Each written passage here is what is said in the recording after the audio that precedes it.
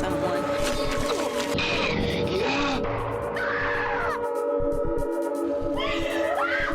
Always trust my gut. Hello and welcome to Gutted. I'm Aleece. And I'm Tony, and we're here to spill our guts about horror films. Today we will be discussing 2013's Only Lovers Left Alive, directed by Jim Jarmusch, and adapted screenplay, also written by Jim Jarmusch. This will be a gut reaction episode where we review a movie we have never seen before and watch the first half of the film. And then we press pause at exactly the halfway point. We offer 5 predictions each of what will happen in the second half. We'll go back, watch the second half, and see how horribly wrong or maybe we got something right. We have watched the first half of 2013's Only Lovers Left Alive, a movie that's been on our watch list for quite some time. We've been saving it for a gut reaction episode. So we didn't want to just watch it casually. We wanted to watch it with a scrupulous eye. That's right. And what better way to watch something scrupulously, how do you say that word? Scrupulously? Scrupulously than a Jim Jarmusch film. He's done such titles as Ghost Dog. That's the first one that I saw. Coffee and Cigarettes. Yeah. Dead Don't Die. Dead Don't Die. Another horror film. Yeah. Very quirky. Maybe not laugh out loud jokes, but definitely you think, that's funny. Yeah. We just watched the first half of the film. What did you think? Is it gripping? Yeah. Is it scary? No. No. Were you expecting it to be scary? No, it wasn't. The cover just looks so beautiful, and the title itself just seems so angsty. Only Lovers Left Alive, and we have this image of Tom Hiddleston and Tilda Swinton just draped on this antique-y looking sofa wearing bathrobes or pants, no shirt. Would you consider it a horror film? It is about vampires. It does have that horror element. You know, since we've only watched the first half, perhaps the horror is yet to come. Okay. But so far in the first half of the film, there is nothing in the way of anything horrific. They are vampires that have to feed off of blood. And every now and then, our 2 main characters do see somebody that has an open wound that makes their heart beat rapidly, and that gives the audience a sense of tension, but nothing actually happens yet. Right. When we start the movie, they are separated. We have our Adam, who's very brooding. He has dark, long hair always in his face, and he loves music. That's where he puts all of his energy, playing myriad musical instruments. The opening shot, it cuts between him and Tilda Swinton. And there's opposite parts of the world. Right. And there's a record spinning. And we got metaphors. And you're like, whoa, okay, we're doing it, Jarmusch. We know about the record spinning round and round. And you got this shot from above. And they're laying out. Adam has this sort of like lute or a mandolin. It looks very lutish. Yeah. A stringed instrument.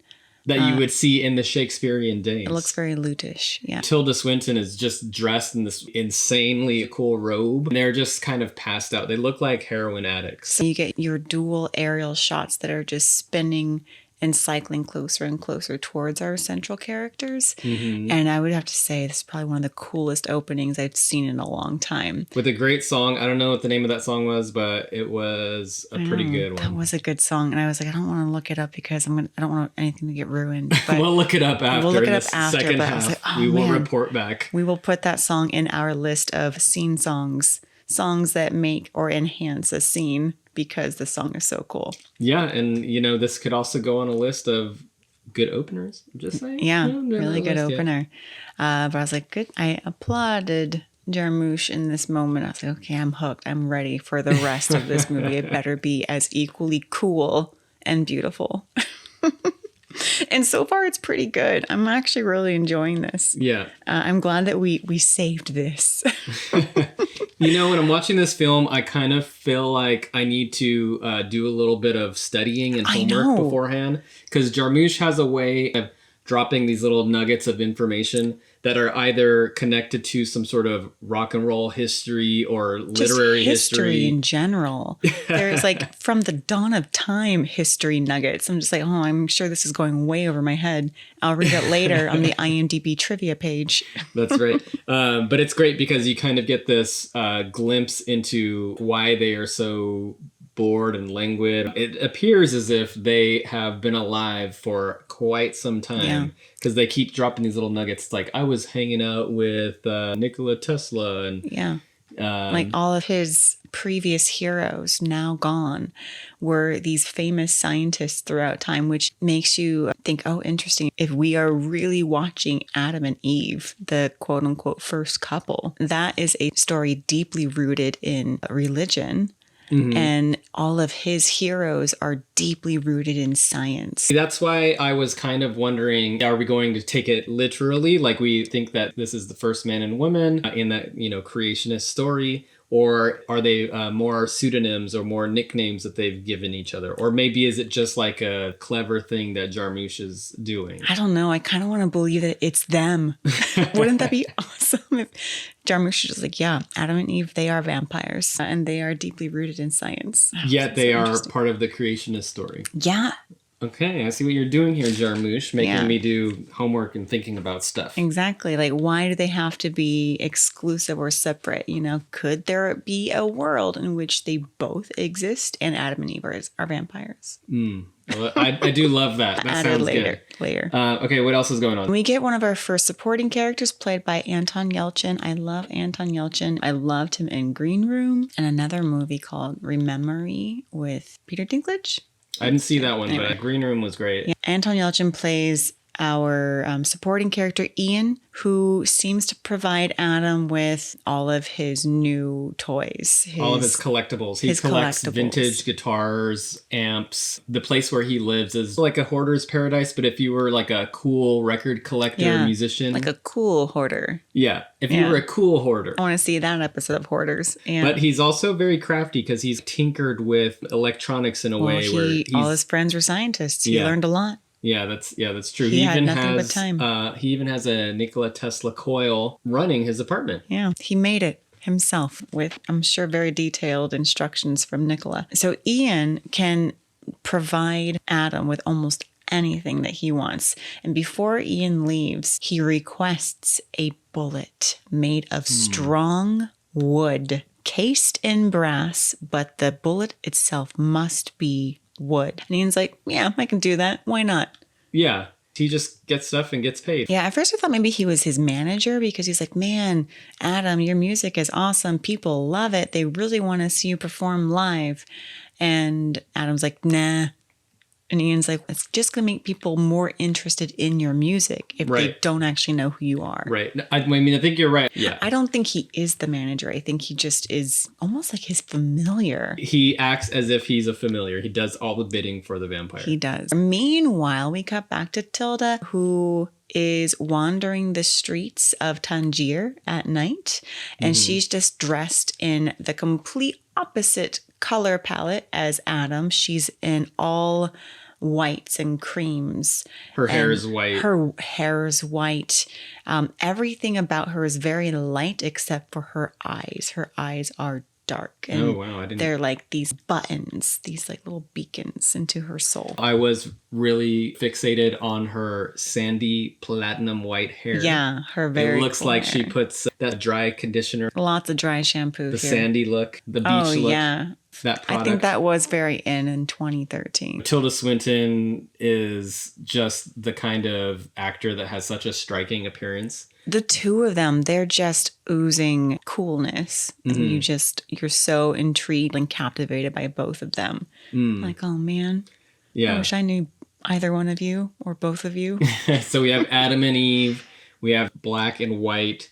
Light versus dark. Yin and yang. Yin and yang. And all these dualities going on here. Yeah. So Tilda goes to a cafe at night in Tangier and her friend shows up with a package for her. It's the good stuff. We're guessing blood. And we're like, oh, so this is another friend that also partakes in her lifestyle. And it turns out it's Christopher Marlowe. Tony's favorite playwright. Tony's a staunch Marloweist. Yeah. So the movie had me as soon as it started cracking open these Marloweist theories. Yeah. That Tony's Christopher hooked. Marlowe is actually the author of all of the William Shakespeare plays. Complete works of William Shakespeare, quote unquote. Yeah. Oh, what a fun way to ruffle the feathers of any theater student. I just want to say Tony does not really know much about Christopher Marlowe, just that he exists. And that he wants to be a staunch Marloweist. I saw the movie Anonymous and I just ran with it. It changed my life. That sounds good. I like that conspiracy theory. Cheekily Tilda's like, when are we going to give up this game? Wouldn't it be fun to just tell everybody the truth? And we knew exactly what she was referring to. She said, let the cat out of the bag. It will cause such chaos. So she's kind of sprightly. She likes to incite trouble. Mm-hmm. And Christopher Marlowe says, hasn't the world had enough chaos? He does mention that Adam would have made a great inspiration for Hamlet. Yes, he does say that. Thus confirming my theory. Yeah. So no one can refute it because it's in this movie. So it's truth. It is truth. Yeah. Jarmusch wrote it. He knows. Jarmusch might be a vampire. We cut back to Tom. He goes to the hospital. He's dressed as a doctor and he has a little name tag that says Dr. Faust. Right. And he goes to another one of our supporting characters, Dr. Watson. Mm-hmm. And he pays him handsomely for type O negative blood. Giant thermoses. And Dr. Watson, he's a phlebotomist. He's the blood guy. He's got the hookup. He's got the hookup. Yeah. And then we get another one of my favorite shots in the movie is the trio partaking in these little cordials. Like little port glasses. Yeah. And they have this ritual surrounding the blood drinking. They all have a very similar ritual, but they're all in different places by themselves when they are partaking in this ritual. When they take the shot of blood, they kind of fall back in their chairs and it's like that heroin hit. Yeah, that moment of ecstasy. The euphoria you feel, it's the train spotting. Yeah, they fall into their stupor of ecstasy. Ian arrives with the bullet and Adam says to Ian, for a zombie, that's his pet name for humans. Mm-hmm. For a zombie, you're pretty cool. And he does mention that there were like 3 rock and roll kids outside his apartment the other day that seemed to be on to him and know who he was, like, what kind of musical genius he is. And so he said, I need you to get rid of them. And Ian's like, oh man, I don't know how they found you. Oh, that's crazy. I'll throw them off the scent. Ian is resourceful. Ian's resourceful. And then we have our phone call. They miss each other, so naturally they want to see each other. And we realize that they are married. Right. So they are this emo vampire couple that's lived through time. But I would say he is the emo one. She's not so emo. She has a lot of zest for life. And she can sense in his voice. She says, come to Tangier. You love it over here. And he's hesitant. And she's like, okay, I'm coming to you. Don't you worry. And I think at this moment, he might be like playing with his gun. He's fantasizing killing himself, pointing the gun at his chest, right at his heart and pulling the trigger. He's over it. So he's suicidal. He's suicidal. And our Eve just loves life. She loves to live. So good thing they got each other. She hops on the first flight to Detroit. Yep. And amazingly manages to avoid daylight. So I wonder if she takes the red eye. Yeah, and then Tom plays all his instruments. Tilda's speed reading. Oh, yeah. So Tilda's packing for her trip, and she's going through book after book, and her luggage is just only crammed books. Full of books. Yeah. No clothes, no toothbrush. Nah. You don't need it. Vampires. You don't need it. Exactly. You can probably regenerate your teeth anyway. And you got to have something in your luggage. You go through airport security with nothing, they're going to question that. If you especially go in international with flight. only books, they're going to question that. They're going to think you're a scholar. Really? With no underwear? They're going to think that you can afford to go shopping once you make it. That's true. You're the type of person that buys clothes at the airport. The way that she walks, I would believe it. She's got such confidence. I think, you probably shipped all your clothes ahead of time. But we get the scene of her going through her books, and she's just loving every ounce of the classics. In multiple languages. Yeah, she's going through reading at lightning speed. But then on the plane, She's actually like taking more than a second per page. It's more so that she's not made as a vampire. Because if she's on the plane and she's just scanning through, like reading with her eyes closed and just touching the book, someone's going to be like, this lady is crazy. She's lady's a vampire. Yeah. No one reads like that. Vampire. She looks at some guy's finger who cut his... he cut his finger on a soda can and is bleeding profusely, of course. Gross. And she's like trying to hold back and licking her lips. And like she can smell it. Like a shark. Yeah. Luckily, they land. Fangs are popping out. They land just in time, and she takes a cab over to Adam's place. They make love, and they hang out and listen to music, and they embrace each other. We get a nice little tour of Detroit and the beauty of its decay and what it once was. And Adam is totally enthralled by the stories of this is where Henry Ford made the first Model T, and now it's a parking lot. Yeah. The irony of the city, and everyone's gone. It's the perfect place for a brooding musician vampire. And he's like, look, there's Jack White's house. That was pretty funny. I was like, oh, cool.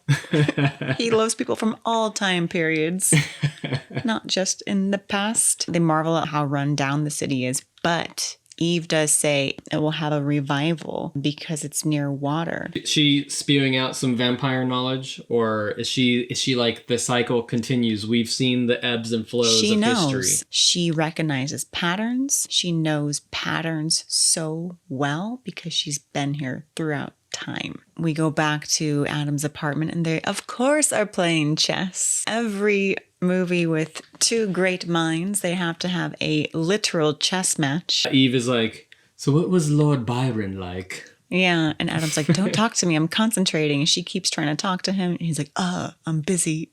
They're listening to records. And she opens the fridge, and of course the fridge is full of books. These people are weirdos with their books. She has to preserve. She pulls out these type O negative blood pops. Yes, the blood pops. That was great. The blood pops. They looked really tasty. They did. I feel like they look like I've had these before. Not blood pops, but... I've had these. Have you just outed yourself as a vampire on our podcast? Yeah. Hey guys, listeners, you get to know first. No, they look like those Welch's grape popsicles. They definitely don't look like those ones that are mostly ice with a little bit of juice. No, these look like the full fruit juice ones. Right. Like, I have had these. It's like they don't freeze well. Pure juice, love it. So good. I imagine that's how blood is too. Yeah. So it won't freeze well. Adam even says, it doesn't work. Anyway, it did. And of course, she wins the chess game. And he says this line. He says, Eve, you are brutal. She says, I'm a survivor. I thought that was a very pointed line. Oh, tons of pointed lines. And we have another cool scene song. They play Charlie Feathers, Can't Hardly Stand It. Yeah. And then the power goes out. It's like a teaser. Yeah. This is when we see the Nikola Tesla coil. Yeah. We get a glimpse into Adam's scientific genius. He can just recreate this Tesla coil. And then Eve finds these almost like cartoonish looking mushrooms. They're like red with white dots. They're probably a real mushroom, but she knew the scientific name for it. She's like, what are you doing here, mushrooms? You're not supposed to be here until fall. Oh, global warming? I don't know. Something ominous that's to come? Who knows? Yeah, who knows? Adam does say we don't know shit about fungi. It's a poignant line about humanity and the insignificance of society. Something that is superior to our existence is something we don't understand, like a mushroom. Yeah, he says we don't know shit about fungi, yet life couldn't exist without them. Before Adam rushes off to the hospital to get, re-up on that blood. Yep. Re-upped on blood. He tells Eve, I had a dream about your sister. It wasn't a good dream. Basically, Eve has a sister and she's bad news. Okay. Interesting. That's coming up, I'm guessing. I don't know. I don't know if it's actually coming up or if it's just something that's mentioned. I see that you're reading very heavily into all these lines. Yeah. But maybe they are just lines. No, they're all coming up. I don't know if it's all just like things that are going to come together at the end. I feel like everything is coming towards this one moment, this one spiraling moment, like a spiraling record. Yeah. Like a funnel, like a coil. Okay. Everything is spiraling. Out of control? I don't know. But towards this one destiny of something yet to come. And I feel something big's gonna happen. Something big's going to happen. Jarmusch won't just write these lines for no reason. He's got a reason. Right, Jim? I'm hoping. I don't know. He did write a movie where it's just two people shooting the shit in a bar. I love that movie. After he goes to the hospital, she looks at his wall of heroes. She sees a picture of the two of them when they were married, June 23rd, 1868. She says, "Oh, my third wedding." She says, "My third, not our third wedding." Oh, okay. So she was married twice before Adam. So did she play hard to get in the beginning of time? Well, I mean, she's been around for a long time, so she's got to play the field a little bit. Yeah, if they were the two quote-unquote first people, according to some ideas, then she met him and was like, you know what, I'm going to wait until there are a few more here. Yeah, they were never actually married. They just They just met. They're like, you know what, you happen to be here, but I'm not going to settle. They had intercourse and original sin and all that and were cast out of the garden. No strings attached. They just kind of went their own way. They went their own way. Yeah. And then they found each other again. Perhaps their destiny. Who knows? She peruses his wall of heroes. Even though Adam has been saying vehemently, I have no heroes. Yeah. He has heroes. And then she finds his gun with the wooden bullet. Yes. She knows exactly what that means. And she confronts him about it. She doesn't. Immediately. She doesn't hide it. I'm like, you're like, oh, what's wrong? Are you okay? She shows it to him immediately and says, what is this? This is for one of the others? He's like, no, I don't see others ever. I'm like, whoa, okay. Loner. This guy's he's so brooding. So isolated. So this can only mean one thing. He has the gun with the one wooden bullet for himself. And so what does she do? She points it toward her own heart. Right.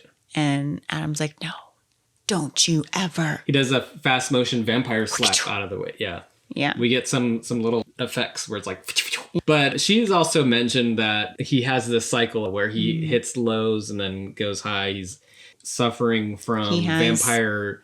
depression. He probably has SAD. He has seasonal affective disorder because he can never go out into the sunlight. Vampires do have a severe lack of vitamin D unless they take supplements. But I mean, he has depression and it comes in waves. And at this point, he is at a particularly low.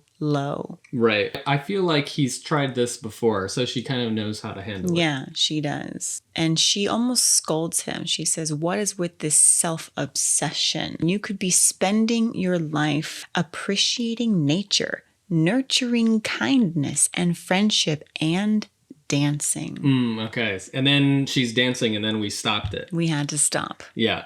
Even though it seemed like another good scene song. Yeah. I was like, could we just let this play? No.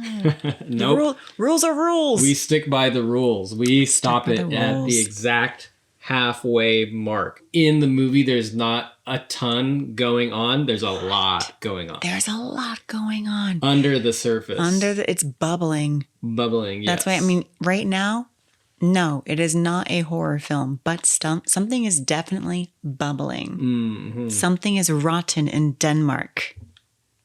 Is that a quote from Marlowe? Hamlet. Oh, okay. From Marlowe's Hamlet.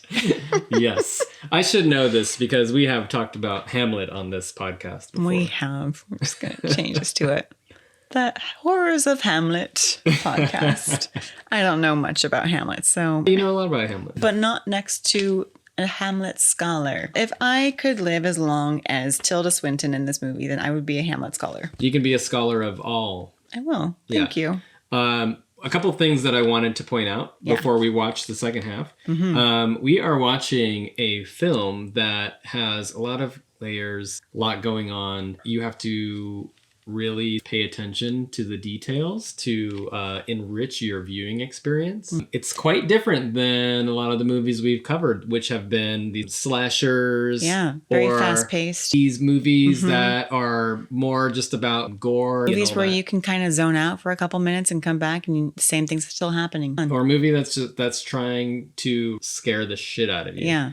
What is this movie doing? Is it using the vampire as a metaphor for one's existence? Why are we important? What if we're not important? I mean, watching this movie, you're like, yeah, I am one of the zombies.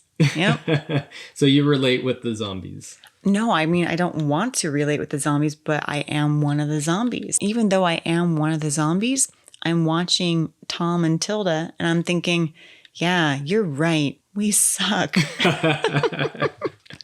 With vampire stories, the gift is also a curse. So that's the thing. It's like you have this eternal life. It depends on the person or the vampire because it is a curse to Adam, but it is a gift to Eve. And that's interesting because I don't think I've seen that many vampires throughout films that have such a positive outlook. You know, in Interview with the Vampire, and I didn't read the book, but in the film, I feel like Lestat had that very same notion as Eve. He has the joie de vivre. He loves living. He loves being a vampire and enjoys every moment of it.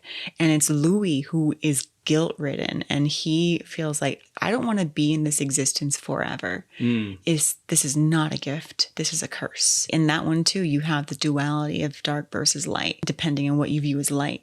And very similar, Eve is noted as being brutal. Lestat was very brutal. So you're seeing some connections here to Interview with the Vampire. Yeah. Okay. We end, and in the film, Lestat did have the lighter hair. If we're just going by surface level. Superficial. Very surface level connection. He had very light hair. He looked very similar to Tilda, actually. In Interview with the Vampire, Lestat and Louis, they're almost like they were polarizing. They could not separate. Louis wanted to, but he couldn't. He was always drawn in back to Lestat. And here, it seems like Adam needs Eve in order to feel like he has a purpose. With her physically removed from his periphery, he was this close to pulling the trigger. Yeah. So he needs her to survive, or so he thinks. Some other interesting things that I got from the first half of the film was this idea of the record spinning and things going around and around like a circle. And Eve noting that things in life are cyclical and that Adam kind of goes through these highs and lows of his mood or his willingness to live. I see this in Jarmusch films where there's this like cherishing of some other thing like music. So he really cherishes like his record collection and his instruments. I thought it was interesting that Adam's this musical genius, or he might be a celebrity of some sort. He's like an anonymous celebrity. Yeah, and his genre of choice is like post-rock. Yeah. So whatever it is, it sounds like, cool. Yes. It probably wasn't always post-rock. I think it has changed. He even did say that he gave the Adagio to Schubert.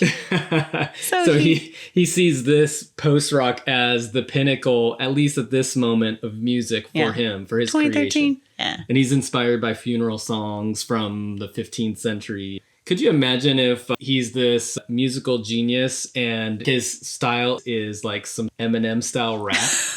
Because, you know, a lot of people could say that's a very sophisticated type of music. Yeah. But I think it would make his character for this Jarmusch film seem a little out of place. Well, he is in Detroit, so... Exactly. So, yeah, and I think he is at the 8 Mile, so it makes perfect sense. So he is Eminem. Yeah, this makes sense. So why is he messing around with all these vintage guitars and all that sort of stuff? Yeah, the he should lute. he should just be in his room just writing lyrics and flowing. Wearing hoodies and stuff. Yeah, well, he's hot. He doesn't wear shirts. Hot? Like what? You think he's attractive? Of course. Don't you? It's low key, right? Yeah, he plays Loki. Oh, okay. So you meant hot like is in temperature hot. I think he's like hot because he always has his shirt off. I still don't understand if you're talking about temperature hot or like attractive hot. I will never tell you. All right, I see where this is going. Yeah, no, I think they're both hot. They both are always without their clothing on. So I think that someone needs to cool down that apartment or something. Well, I think they just got together and just started having this like steamy rekindling of their romance. That spans steamy. Ooh, and yeah, when she first got to his apartment, she's like, "May I?" And he invited her in, and she's wearing her white gloves, and she asks if she can take them off because I think her scent the scent of her palms is so intoxicating. She has to ask if this is okay. Because you're not going to be able to, what's the word? You're not going to be able to resist. You're not going to be able to resist me once I take off these gloves. You're just going to take the other. Yeah. Whatever happens once these gloves come off is not my fault. And so we get the shot of the white and the black gloves. Yes. Yeah. The dark and light. The thing about these vampires is they are sophisticated vampires. Of course they are. They don't want to give into their primal urges. If you were a dumb vampire, you would not last long. You have to. Only sophisticated vampires are left alive. So you're saying this is their survival tactic? No, I think it's like Darwin. It's like if you are a smart vampire, you will live. So they're not just repressed vampires that are wallowing in this. They push down their urge to feast and to drink blood from a live person. Oh, you're saying like they're not like, animals? They're not animalistic. They're sophisticated. They've learned because they can't just be animals all the time. Otherwise, she would have jumped on that guy that had the bloody finger on the airplane and then been outed. Could you imagine if Tilda Swinton was like a 30 Days of Night style vampire on that plane? Oh man, that would have been amazing. That's a lot less attractive. Jarmusch, I think I have written your next film. Man, you're gonna make Tilda a 30 Days of Night vampire? 30 Days of Jarmusch. Ugh. 30 Days of Tilda. I'd still watch it. Sounds good. Yeah, it'd be amazing. We should get to our predictions. We could probably go on and on about the metaphors and the layers of it. I'm really enjoying this movie. I hope the second half lives up to my expectations. Do you think it's because we've been watching these just really bad, low budget, terrible... And we're just grasping at little nuggets of anything that's like, oh my God, there's a metaphor? There is a spinning record, like the spinning monotony of their lives. Which I want to say the record is not, it's not like a circle. It's more like a really condensed spiral. Oh, okay. You're going 3-dimensional. Yeah. So it's not a circle. It's not just going round and round with, nowhere else to go. It is a spiral. It's tightly wound and it can last a long time. I like where this is going. But it finally comes to a head. It will finally come to a point. Mm-hmm. And then they'll have to flip the record. And then they'll have to flip the record. Like what she was saying to Marlo, isn't it time for a little chaos? Flipping the record. That doesn't sound like chaos to me. Chaos would be like if you went to flip the record and then fumbled it a little bit and then kind of bumped the table. You never know what can happen when you're flipping a record. Anything can happen. I think a tape is more, like a tape player is more chaotic than a record. But flipping the record, you never know what's on the other side. Or you might not know what's on the other side. I think you do know what's on the other side. Sometimes you don't know. Well, if you choose not to know. If you don't look, yeah, exactly. That's why I'm saying I think a tape player is more the tool of chaos and music playing What devices. I'm saying is that Tilda's character literally wants to flip things on its head. Yeah. And that's what you do with a record. But you're not letting me tell why the tape player is chaos. Because it gets everyone knows why a tape player is chaos. A tape player is pure chaos. You press play, you don't know where in the tape it is, and then... Yeah, and sometimes it eats your tape. Yeah. You have to pull it out and then re-spool it by hand very carefully. There are a lot of viewers that probably have never experienced this re-spooling or the nesting of the tape. Everything comes back. I argue that most of our listeners have probably used a tape before. It's kind of cool. It's retro. You find a tape, a little tape deck, a little Walkman, fun time. Should we get into our predictions? Yes, let's get into our predictions. These are my predictions for the second half of this film. I was not feeling 100% confident here, but I was writing them and thinking that they sounded... very metaphorical, foreshadowing. In a Marlovian type way. A double entendres about penises? No. Okay. I'll just get into it. Anyways, prediction number 1. Eve will not resist the urge to kill a live victim. So I was trying to think of which one of them had the weaker will, and I think we're led to believe that it's Adam, but I actually think that it's going to be Eve, because we get these scenes of the two of them seeing blood and having to really hold it together. Do you think it's weak-willed or that she's just more interested in allowing chaos? It could be either, but I was just thinking we are led to believe that Adam would be the one that would break down more easy than loose Eve. cannon. But I think they're going to switch it, and I think it's going to be Eve who will end up draining the blood of a live victim. Yeah. And that leads to my prediction number 2. I believe that live victim is going to be Ian. So I think that Ian is somehow going to become Eve food. Eve food. Yes. Yep. He's going to become that blood forbidden popsicle. apple. Yeah. Yes. So maybe he's going to trip on one of those guitars because let's face it, Adam has a little bit of a hoarder house. Yeah, lots of cords. Lots of cords everywhere. Yeah. He's going to slice his arm open, and then Eve's going to like go into some sort of craze. And she'll be like, you know what? Why not? All this while Adam is out tinkering with his little Tesla coil. But I think she'll have like a risk-benefit assessment really quickly go through her head. She's like, you know what? The benefit outweighs the risk in this situation. I'm really hungry. Exactly. Yeah. The popsicles were not enough. They melted. The generator blew a fuse again. My number 3 prediction, and this kind of overlaps with the last prediction, the Adam fanboys will get eaten. Okay, yeah. So either one of them or maybe a couple of them, but they seem like they could have some nice tasting positive blood. O negative. Or so we think. O negative. O negative blood. Yeah. My number 4 prediction, this one's not a great prediction, but it will be revealed that all the notable writers, scientists, etc. are vampires. So all of his heroes are literally other vampires. And still alive? Or dead? They died? I didn't really think that one through too much. Oh, okay. Yeah, let's just say they're still alive. They're hanging out in the basements. Well, then shoot. Why is Adam alone? He needs to hang out with his friends. He had quite a wall up there. As soon as you said, are they still alive? A bunch of problematic elements just popped in my head. And I was just like, oh, shit. I should have thought that through a little bit. Oh, well, I'm going with it. Got them hidden in the basement? Yeah, they're just doing nothing. Actually, you know, that's a thing with like Christopher Marlowe. Okay, he's the person who wrote all of the Shakespearean plays in this Jarmusch film. Why does he write some more? I mean, Tupac does it. He's been dead for how long? Well, he's still coming out with new singles. I have a theory about that. So Okay. I like where you're going with that. Okay. And then my number 5, and this is the whopper. Adam and Eve will both die in a Romeo and Juliet kind of way. Murder-suicide? Yes. So one of them is going to die and the other is going to kill themselves with the wooden bullet. All the talk about Marlowe, and I started thinking, like, what are some other Marlowe plays? Other quote-unquote Marlowe plays. Like Romeo and Juliet. Although they're not really star-crossed lovers. You know, they might be. We don't know where their paths lead. Yeah, they're ocean-crossed lovers. We don't know what their destiny is. We don't know where they are going. What they are going toward. Yeah. And I'm just going with that.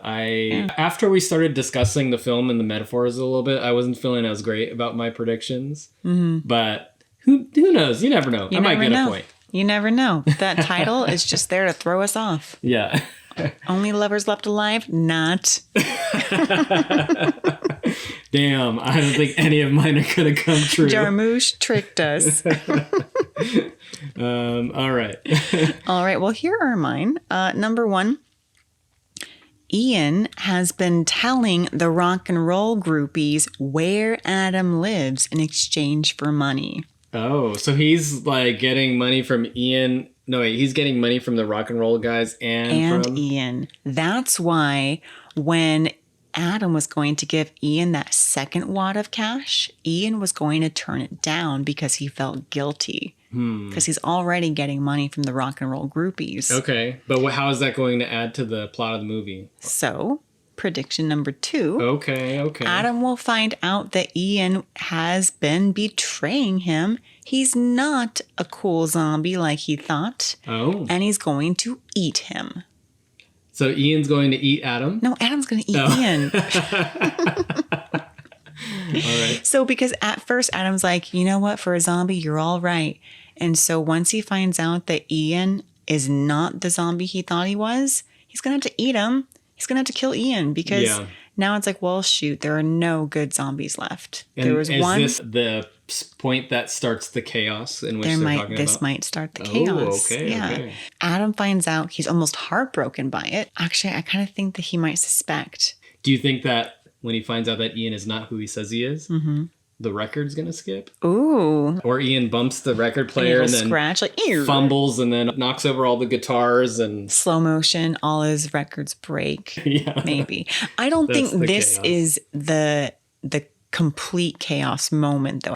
I think this might be the precipitating event that accelerates the chaos. Okay. And then Marlowe dies. That's impossible. Nope. Because my theory is that Adam and Eve are the first vampires. Okay. So all the other vampires of the world stemmed from them and do have a lifespan that can end. There was a moment where Eve was sitting next to Marlowe before she left on her flight to go see Adam. And she was talking to Marlowe and he kept looking off into the distance, looking kind of wistful. And he seemed forgetful of what he was saying. So I feel like he has some sort of vampire neurodegenerative disease. Oh, is this because they're not drinking fresh blood? Yes. Oh. Because there was that comment how, humans or zombies, are polluting their water. They're polluting their blood. Oh, so their blood is not as good or as it used pure to as be. it used to be. Yeah. Oh, interesting. So Adam and Eve are more resilient to this, but not all the other vampires. So Marlowe, his time will come to an end. No one's going to kill him. He'll just kind of naturally die. Oh. Because of diseased blood. He'll show signs of like Alzheimer's and forget himself more and more until he kind of ceases to exist.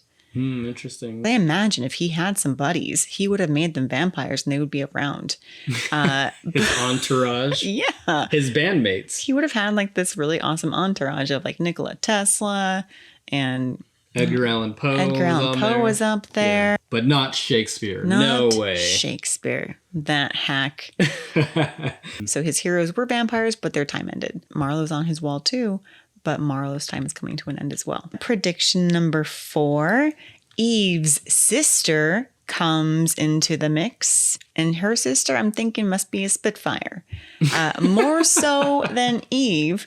And Eve will have to kill her sister. Oh my. Is it going to be like when that other Slayer comes in Buffy? The Elijah Dushku Slayer? Yeah, she's like, hey, B. She's ultra cool. She's all hip and funky. Yeah, like you thought Buffy was cool? Nah. Faith is cooler. Hey, B, what's up? Okay, so Tilda's sister is going to be the chaos. Tilda's sister is continuing on with the chaos. So like the chaos kind of starts with Adam eats Ian. Marlowe dies. Eve's sister comes into the mix, who Adam's been having recurring nightmares about. And Eve is forced to kill her own sister because Adam makes that comment, Eve, you are brutal. She says, no, I'm a survivor. Oh. So even if it comes down between her and her sister, she will choose herself. Kill her sister. Okay. And number 5, here's my whopper. Eve dies. Eve, who's been so full of life and claims to be a survivor and loves life, she's going to be the one that dies, ironically. Because Adam, he's not appreciating life. You think that, he should be the one that gets to die. And Eve, while she's dying, she'll make Adam promise to live. She's going to be like, hey, I'm dying, but that doesn't mean that you can follow me. So this sounds like my Romeo and Juliet prediction, but in my scenario, Adam's like, yeah, sure, I'll live. And then boom, right afterwards. Because Adam loves to suffer. It would be too easy to die and end the suffering. He's also afraid. He has fear. Just like Hamlet. Yeah. So to be. Or not to be. No, he cuts that out. To be. He's just going to be. He's going to be. He's going to be because Eve said so. Yes. Yeah. So she will make him live and dance. And in the end, he'll dance. I would love if the end of this movie ends on a dance scene. I would love it if it ends with Tom Hiddleston dancing. I would love if it ended on a Tom Hiddleston dance scene freeze frame. Like in the air? Yeah. That's too much. Yeah. All right. He still has to be brooding. All right. So far, another enjoyable Jarmusch film. Very interesting characters and interweaving metaphors. Yep, I'm excited. So we are excited to see the second half of this film Yeah. and see how good or bad our predictions I'm were. not going to say that I'll be disappointed if none of my predictions happen, but I might be. I think we each came up with really solid alternative versions of this movie. Yeah. So if the movie just bombs after this, then I'll have to write Mr. Jarmusch a note with some rewrites. We will be back for the second half of Only Lovers Left Alive.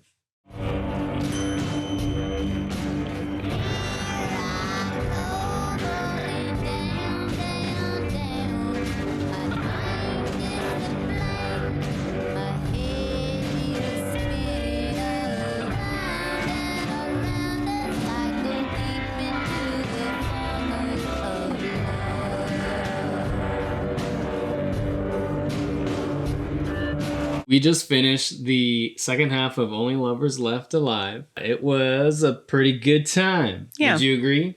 You know, I would. I endorse this film. All right. So what's going on since we left you? So an hour ago? Tilda danced a lot, and then they got into a car, and she was like, I had to tell you a secret. I also had a dream about my sister, and so did Marlo. So this means that she's gonna show up. And she does immediately. Yes. Upon getting back to Adam's place, she is there. She's there in her little polka dot cute dress just to over accentuate how much younger she is than Eve. Mm-hmm. And her name is Ava. A palindrome, just like Eve. And we weren't sure if it was like AVA or EVA, but it was AVA, a true palindrome. Why is that significant? Because they are cyclical beings. I don't know. Who knows?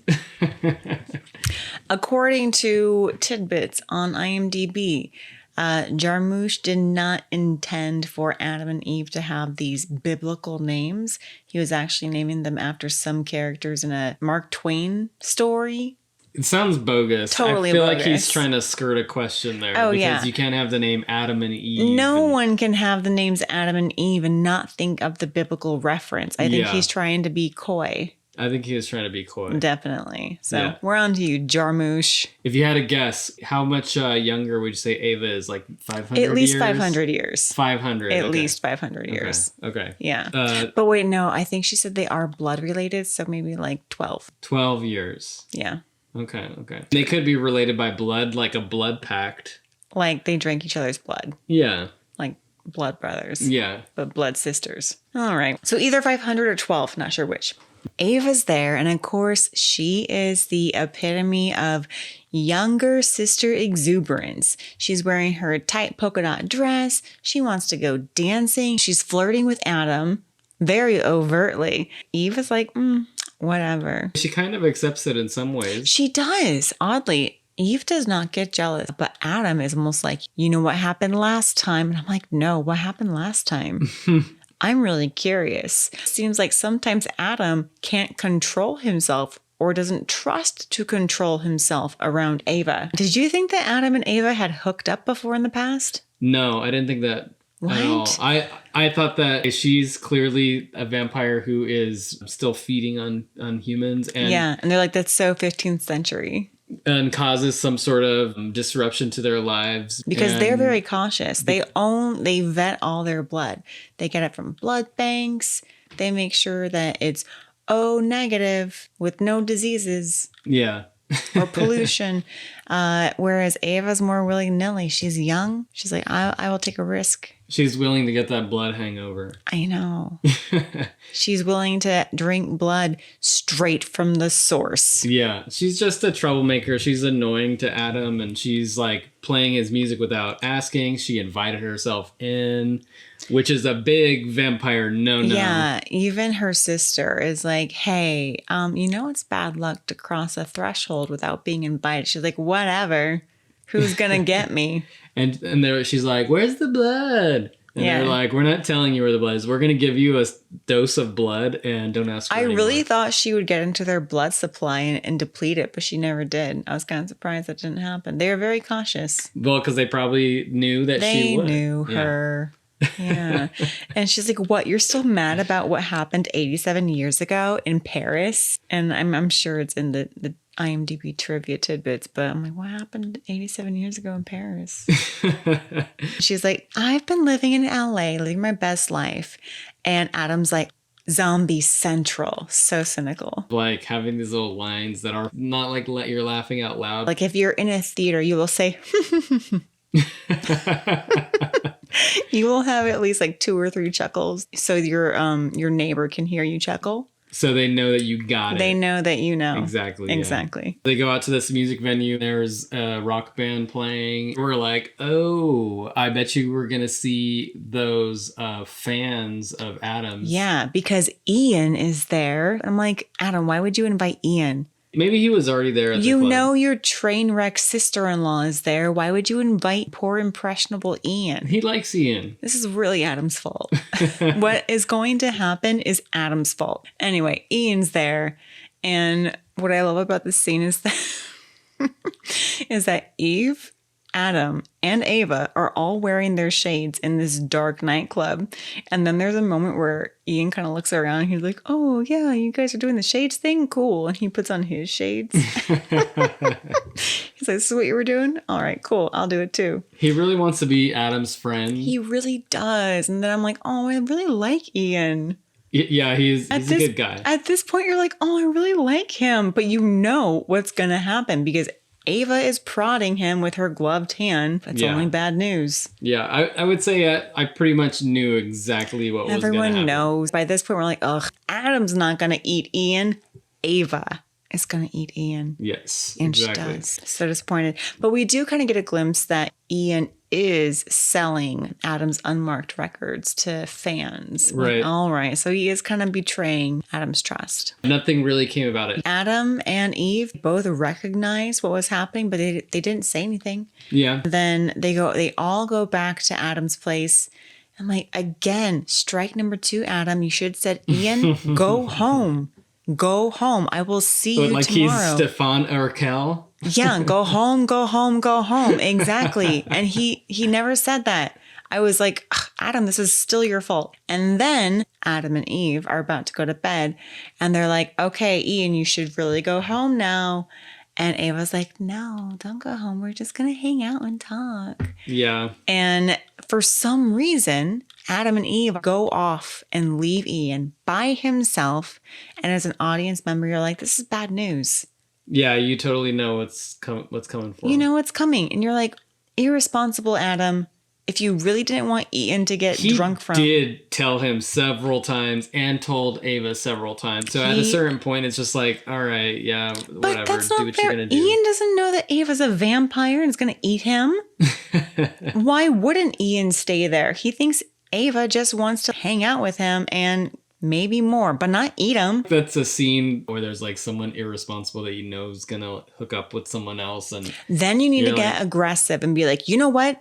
I don't care if you're mad at me. You need to get out of my apartment now. Adam seemed like he's done with it. He's like, all right, I told you like twice and I'm tired of... Twice? Knowing the guy's going to die twice is enough? He was hopeful that maybe she wouldn't this time. Maybe she's changed. Yeah. Ugh, man, this is kind of Adam's fault. I'm upset. Yeah, well, maybe it's just bad writing. Lazy writing. He's like, I'm halfway done.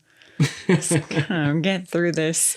Well, in your version, he's just like begging and pleading him to leave, and then he doesn't leave, and he doesn't get eaten. He sneaks back in through the window. And then we don't get the next part where Adam has to go to Tangier. Adam forces Ian to leave, but then Ian sneaks back in through the window. Okay. And then Adam is absolved of being irresponsible.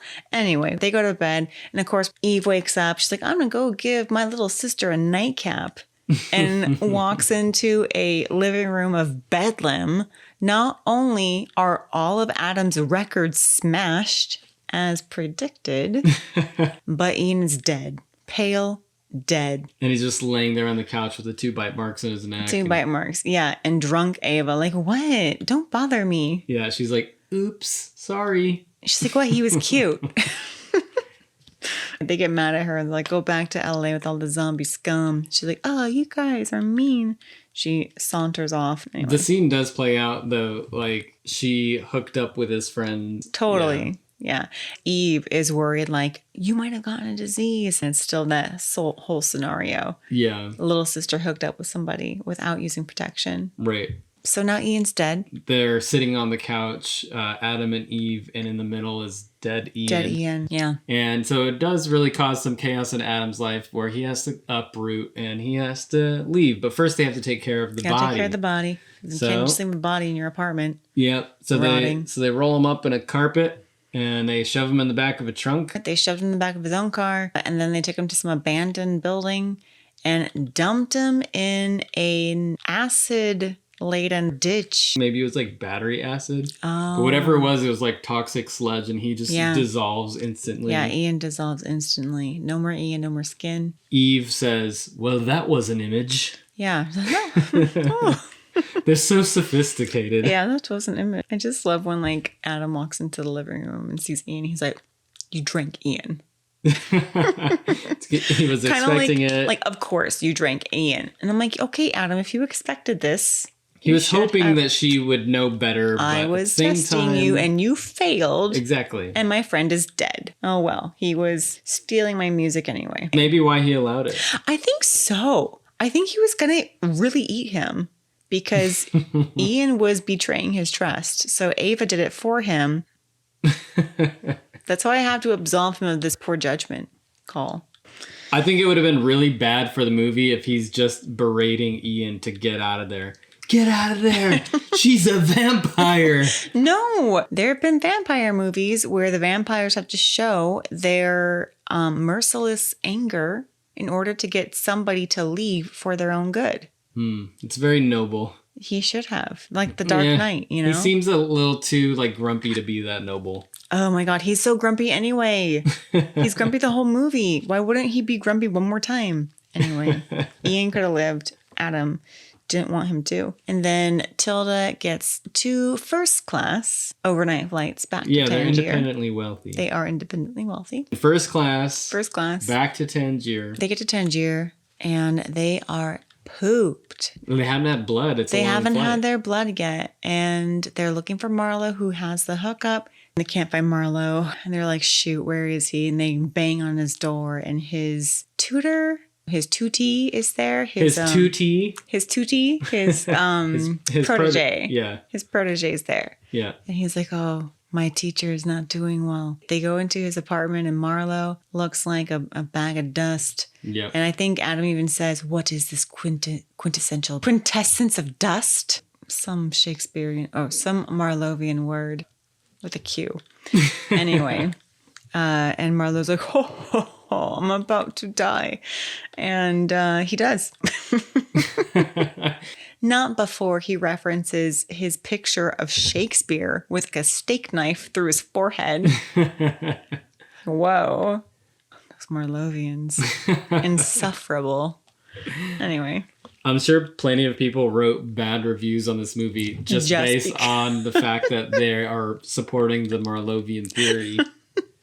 Yeah, funny. Then Adam and Eve go outside and they're looking all despondent. And for once on the same page, they say, what are we going to do? Probably the only time that they are so in sync and on the same page of just like at a loss as to what they're going to do. But very quickly, it spins. The pendulum swings back and Eve knows immediately what she's going to do. And she says, I'm going to get you that present. Give me your money so I can buy it. He hands her a wad of cash. While he's waiting for her, he hears such beautiful music in the distance. He hears Yasmin and she's a Lebanese singer. Yeah. Yeah, it's sort of like this slow and dark rock. Yeah, everyone's kind of like nodding to like, yeah, this is it. Yeah, it's pretty cool. Yeah, and Adam is very taken by it. And Eve's like, oh, you like her? And Adam's like, yeah, she's great. And Eve's like, don't worry, I'm sure she'll be very famous. And Adam's like, God, I hope not. She's much too good for that. So dark and brooding. Yeah, but at this point, they look like a couple of dope heads just kind of... do. They're just like huddled and shivering together, walking down the streets of Tangier. I would definitely turn the other way if I saw them. Yeah, they Even definitely... though they're very handsome, the two of them, I'm like, oh, I'm a little worried. Yeah, they definitely need their fix. They are looking for that fix. And then, out of nowhere, two young, nubile kids, two lovers, come stumbling into frame, making out, unawares of anybody. They do try to decide if they are going to just turn them. Eve even says, we're just gonna turn them, right? Yeah. And Adam says, always the romantic. I get the girl, though. Maybe they just turn them, so maybe the lovers are left alive. Yeah, and so our two lovers come walking up to them, looking the most scary that I have seen them in the movie. It's ragged. Wide-eyed and way ragged. The way that this shot is, they just come looming towards the camera, almost slow motion with their hair wisping in the wind. Mm-hmm. And Eve says, excusez-moi. The young couple turns to the camera, and the last shot we get is... Fangs moving in for the kill. Yeah, Eve and Adam moving in for the kill. Boom, we're dead. Yeah, we almost got a horror scene in this horror movie. That was pretty much the only horror scene. What about Ian dead on the couch? Ian dead? That's an aftermath. This is the only, Perry horror scene that we get. Yeah. Everything else is, suggested horror. Mm-hmm. Yeah. So, what did you think of the film? Even though many of my predictions are incorrect, or at least slightly off, I still enjoy the film. Yeah, I enjoyed it too. I thought it was a nice kind of introspection on life and civilization. It's almost like an existential exercise. A movie that really looks at length of time. If you're alive for so long, you can kind of scope the civilization and what it is. And I think it shows that there are always two perspectives to everything. You can either be negative and cynical about it, or you can see it as a gift or an opportunity. About it, you mean what? Like life. Being a vampire? No, just life in general, because life can be long and boring, or it can be exciting. It seemed like Tom Hiddleston's character got one simple objective, and that was to see things as negative. And Tilda Swinton's character was given one objective, and that was to see the very same thing as a positive. And she has a line at one point where she says, every single moment is a gift. Even up until your very last moments, just watching the end and getting to see the end, that's a gift. Yeah. And so I think it really depends on the perspective. It's like a love story, so it was really sweet and tender how they kind of balanced each other out. They balanced each other. And how they really completed each other. Yeah, because if you had two Tom Hiddlestons just moody the whole time, I think you would just feel really dark and bad about yourself afterward. And then if you had two Tilda Swintons, you're like, okay, whatever. Glad you're happy. But the fact that you have the both of them together, you're like, okay, they do balance and it makes sense. Each one has their merits. Yeah. We have this theme of the cyclical nature of life. And we have this theme, a positive and a negative viewpoint. Dark and light. Dark and light. And neither one is necessarily inherently good or bad. It's just necessary to have both aspects. So where does this movie hold up for you as far as vampire tales? Vampire tales. I grew up on Interview with the Vampire. Yeah. The Brad Pitt and the Tom Cruise version. And I read part of the book in Spanish. Couldn't complete it because my Spanish is not that good. Okay. But I mostly grew up with the movie Interview with the Vampire. And I feel like this nods to that. It nods to the light and dark of Louis and Lestat as a couple. And the love they had for each other. The love they had for one another, but in a more lighthearted and cheeky way. Yeah.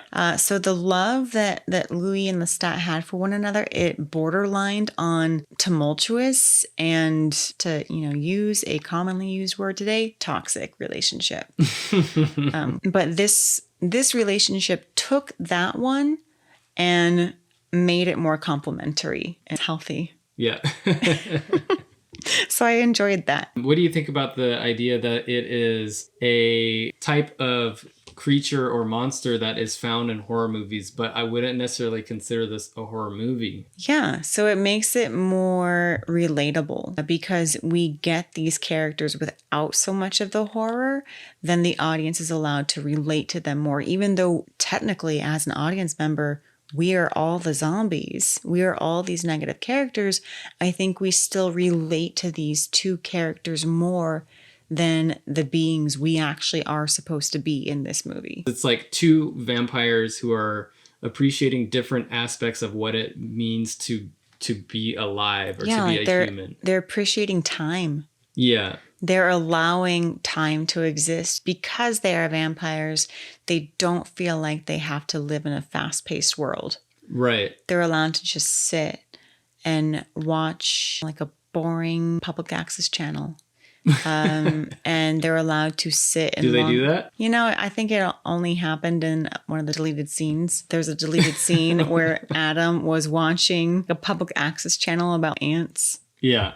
Until the morning hours, and then his hand actually gets burned by like a stream of light that comes in, but that was deleted. So that's interesting. If you have all the time in the world, then maybe you'll have a little bit more of an appreciation for things.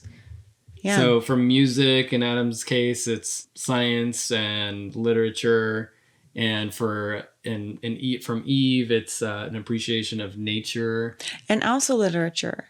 And languages. Well. Language, yes. Yeah. Yeah. So she has all the time in the world to learn all these languages. Yeah. And if she gets to use it one time on a cab ride on the way to Adam's house, cool. Because she has... That was a deleted scene as well, by the way. Oh, right. Dang it. Those were some good... Sorry. Okay, so I figured out, I think a lot of the deleted scenes were deleted because they offered too much comedy to the film. And watching some of the scenes, they were too funny. It was easy to trim. Yeah, it didn't progress the plot. They were just these little moments to give you insight into the characters and also offer a couple funny tidbits. But it did alter, I think, the mood of the film, and the mood overall was driven by Adam's character. It was moody with bits of light coming in from Eve. Yeah.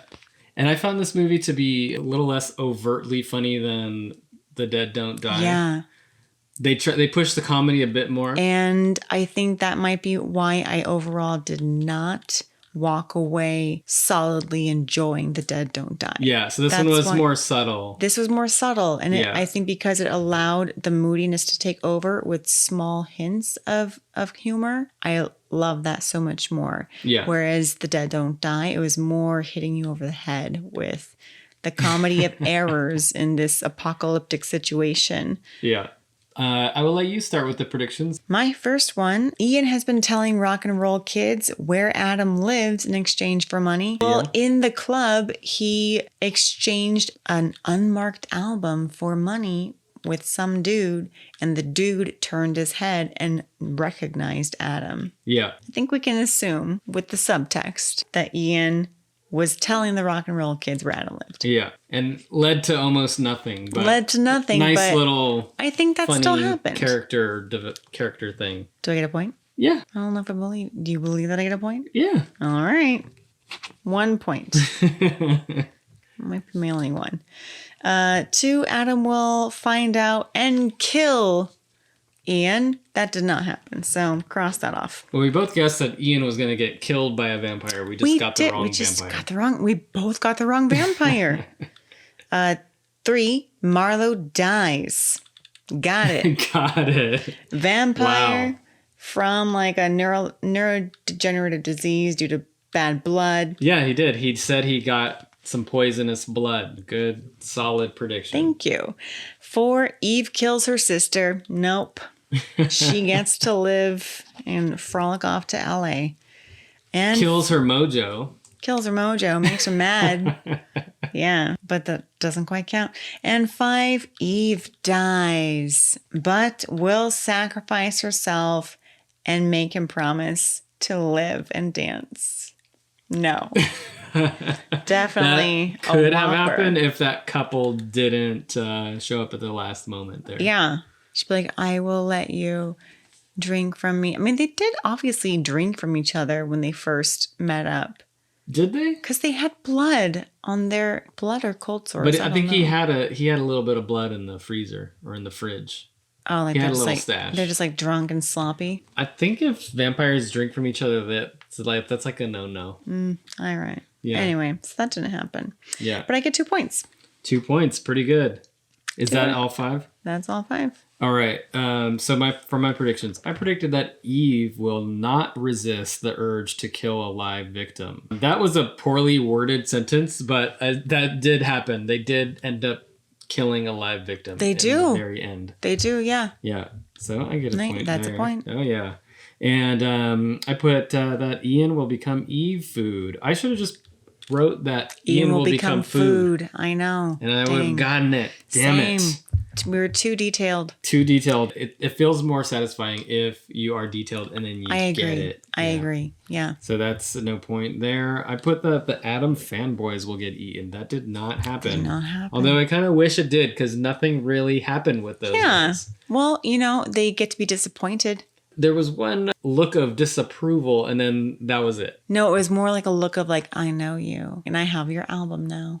That was it. Yeah, that guy got nothing. Next prediction was that it will be revealed that all the notable writers, scientists, etc. are all vampires. That would have been cool, but no. Maybe that should have been my Whopper because then it's like they go to Tangier and then all of a sudden Edgar Allan Poe shows up. Nice to see you, Adam. Yeah, Where Nikola Tesla's there and they're all there. They're like, hey, how's it going? We're meeting at this cafe. Yeah. That didn't happen. No. So, well, that's all right. Yeah. I have the last one was that Adam and Eve will both die in a Romeo and Juliet kind of way. One dies, the other kills themselves with the wood bullet.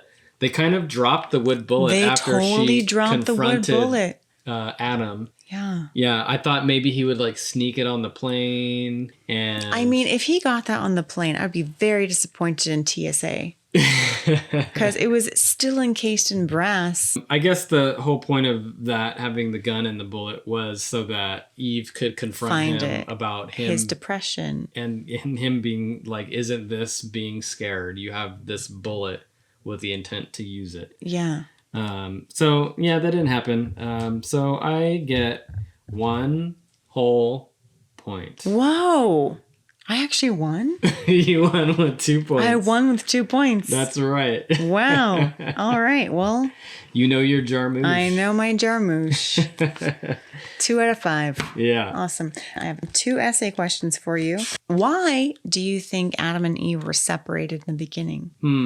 It just seemed to suit their lifestyle better. So Adam wanted to be in Detroit. He was in love with the city. He liked the fact that it was in decay, this hub of music history, and it was also empty. It seemed to match his soul. He felt empty inside. Yeah. I don't know too much about Tangier, but it seems like maybe it's a more bit vibrant, maybe more vibrant. Full of life. Yeah.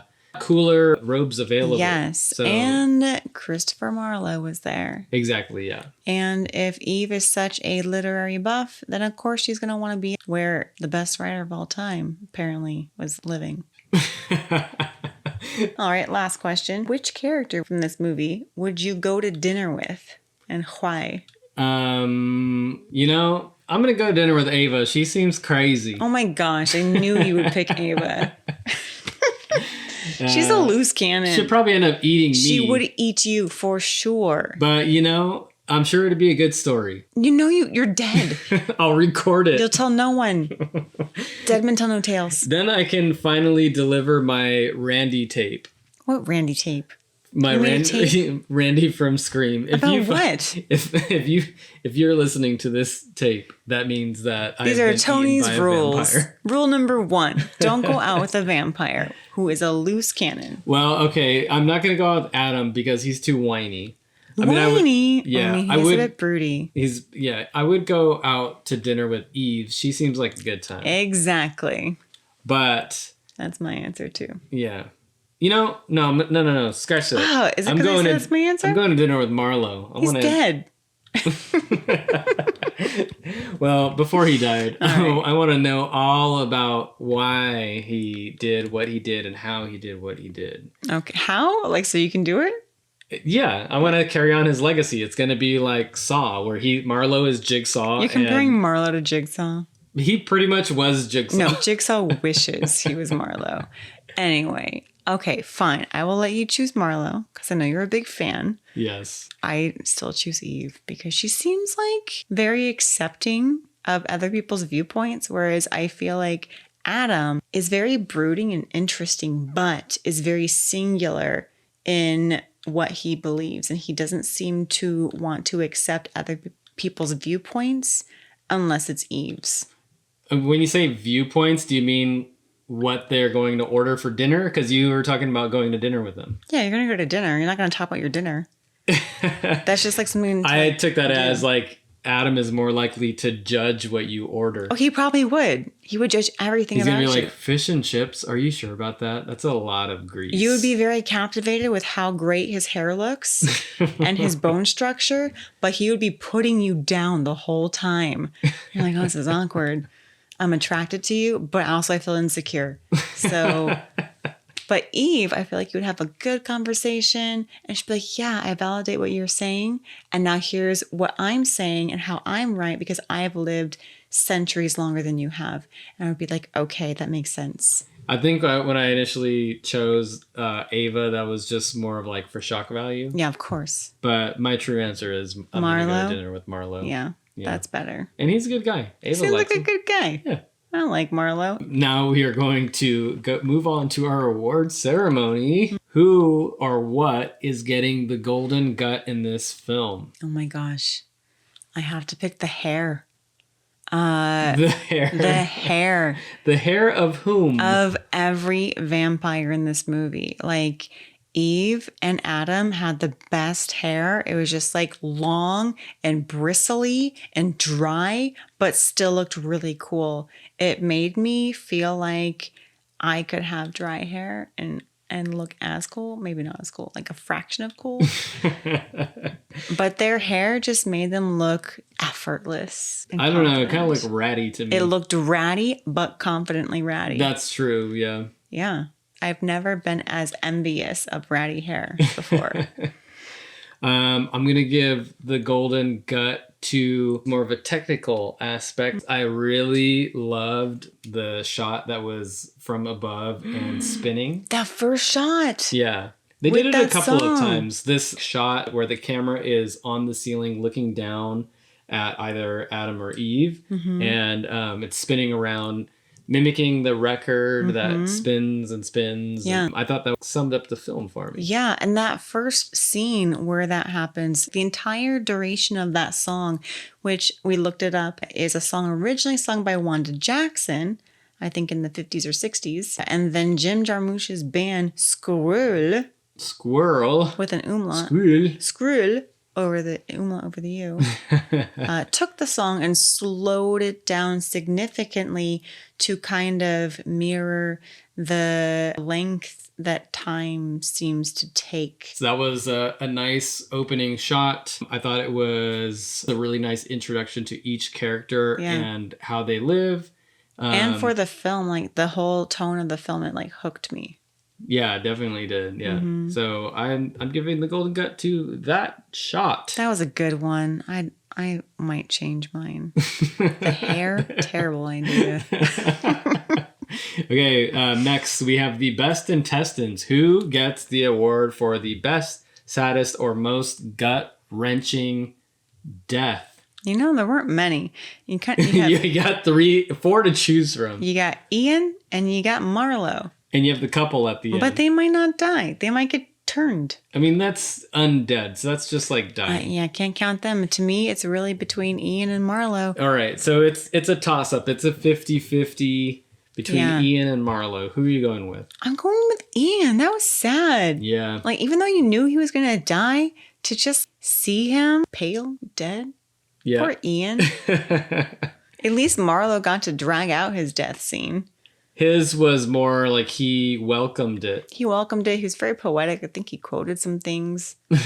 Maybe wrote some new things. But Ian was just like dead.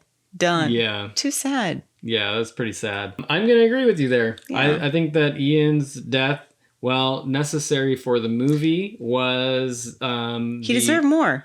Yeah, because that was a very likable character. He was likable. I love when he put on his shades just to be like the others. So cute.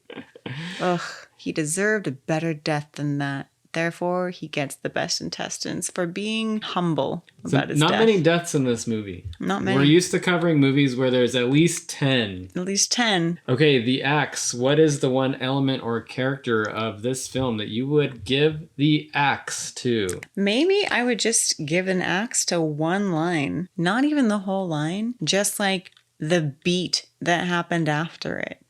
So when wow. When it's very specific, when Ava was saying that she's living in LA or going to LA, and Adam said, "Oh, Zombie Central." Afterward, there was a pause for 2 beats. It was like Zombie Central. So you're sticking up for LA and saying maybe there are not so many zombies there. There are some intellectuals. No. I'm not sticking up for LA. What I didn't like was this kind of nod to the industry in LA, because obviously Jarmusch is a filmmaker, so he has to spend some time in LA making a little wink nod to the industry in LA. Like, don't need it. Don't need the 2 beats after LA. So honestly, there's not much I would give the axe to in this film. And I think that's where the problem is that like I can't find anything that I would get rid of. I just wanted to add a little bit more. Yeah, I'm going to give the axe to one of the characters so that they could start hacking up stuff and we can get the Jarmusch gore that we were so hoping for. We wanted the Jarmusch gore. Maybe I'll give it to Ian so he can defend himself against Ava. Okay, so you want to actually literally give Ian an axe. Yeah. Okay. Clever. Yep.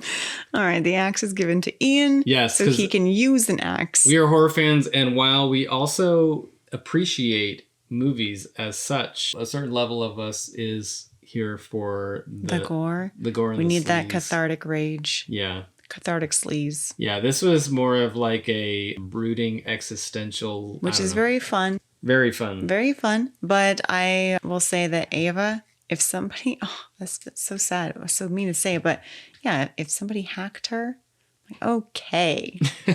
I was really hoping Eve would have had her stand against her younger sister. The sister battle that you were hoping for. The sister battle, and there wasn't one. Oh, well. Overall blockbuster rating. Is this going to be one of your staff picks on the main shelf, the bargain bin, or the back alley dumpster?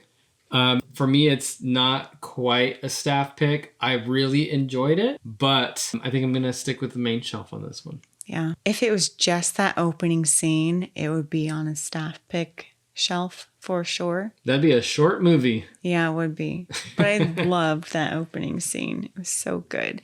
Honestly, I loved the whole first half. It was really building towards something. And I felt like that perhaps it didn't quite build to what I was hoping it would build toward. Yeah. Well, I noticed that you were picking out very little small details, thinking that it was going to culminate into something. I thought things were bubbling like a cauldron. I had the feeling that it wasn't. I had a feeling that it was just these little kind of like funny lines. Like 90s indie movies, which is, I think, the heyday of Jarmusch. So that makes sense. Yeah. That he would leave these potential bubbling nuggets, but then kind of let it drift off into the ether and then nothing happens. Yeah. So that makes sense. I'm okay with that. But I think still because of that, as a horror fan, because it didn't bubble and culminate into something amazing and crazy and cathartic, it's not going to be in my staff pick. But it will be for sure in my main shelf. As far as Jarmusch films, it's in my top 3 of Jarmusch films. I think so too. I really enjoyed it. So it's on the main shelf, but it's almost at a staff pick. Oh man, it gets pretty close. It gets close to the staff pick. Yeah. Maybe I need to watch it a second time and appreciate the nuances more, and then it might be in the staff pick. But for now, it remains on the main shelf. Yeah, agreed. Last thoughts about Only Lovers Left Alive. What are your last thoughts of Only Lovers Left Alive? It was perfectly encapsulated by this idea of the spinning record. The world keeps on spinning until your little sister shows up, breaks your record collection, and eats your boyfriend. Yeah. or your friend? Eat's your best friend. Eat's your best friend. Eat's your only friend. Well, I was going to say you can't have the dark without the light. How about the night is darkest before the dawn? No, wasn't that a quote from Batman? Yes. There are two sides to every coin. Depending on how you look at it, you can see it as a negative or you can see it as a positive. Yeah. You And can by be- it, you mean being a vampire. Life in general, you can either be a negative Adam or you can be a positive Eve. All right. Well, that about does it for this episode. If you enjoyed what you heard, please like, follow, subscribe. Give us a rating, throw us a message. You can email us at gutted-horrorpodcast@gmail.com. We thank you for listening this far along. If you did, thank you. And this has been another episode of Gutted.